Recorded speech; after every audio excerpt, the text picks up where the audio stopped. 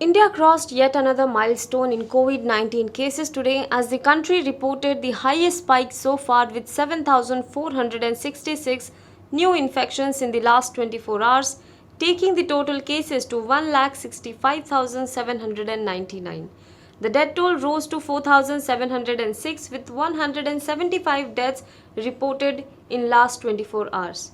While the active cases are 89,987, those cured and migrated add up to 71,105.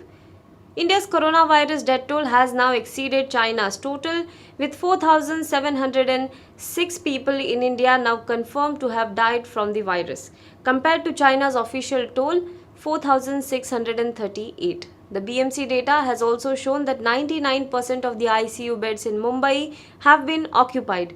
A total of 72% ventilators have also been occupied, and hospitals treating severe COVID-19 cases also 96% are occupied. Now this is the situation in the city which is the worst affected due to coronavirus pandemic. Interacting with journalists in the Oval Office of the White House on Thursday, Donald Trump said a big conflict was going on between India and China. He said, "They like me in India. I think they like me in India more than the media likes me in this country.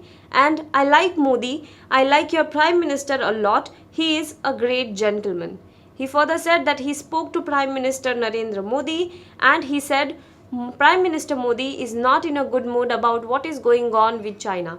Now, hours after US President Donald Trump reiterated his offer to mediate on the border dispute between India and China, sources in the government denied any recent contact between the two leaders. There has been no recent contact between PM Modi and President Donald Trump. The last conversation between them was on April 4, 2020 on the subject of hydroxychloroquine. Yesterday, Ministry of External Affairs had also made it clear that we are directly in touch with the Chinese through established mechanisms and diplomatic contacts. Union Home Minister Amit Shah has reached out to all the chief ministers, sources said, asking for feedback on the lockdown and their views about its extension or lifting after May 31st, when the current phase is scheduled to end. All chief ministers have given their views on how they want to move forward. Over the last few days, the Prime Minister's office has been busy reviewing the entire lockdown period to decide on the way forward from June 1st.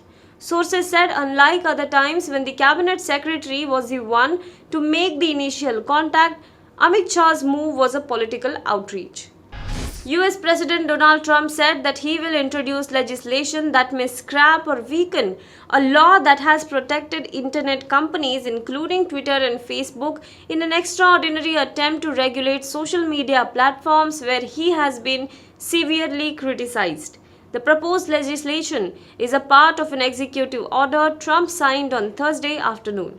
Trump had attacked Twitter for tagging his tweet about unsubstantiated claims of fraud about mail-in voting with a warning, prompting readers to fact-check the post.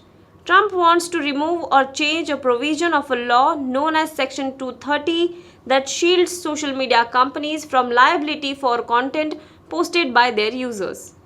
Twitter has flagged a tweet written in March by a Chinese government spokesperson that suggested the US military brought the novel coronavirus to China as the social media platform ramps up fact-checking of posts. Twitter posted a blue exclamation mark under a tweet by Chinese Foreign Ministry spokesperson Zhao Lijian with a comment urging readers to fact-check about COVID-19. Clicking on the link directed readers to a page with a headline, WHO says evidence suggests COVID-19 originated in animals and it was not produced in a lab. Now be the first to know about the latest updates on our new news app. Go on your Android or iOS, search for HW News Network. Download our app, choose the language you prefer to get updates in, and be up to date with the latest news.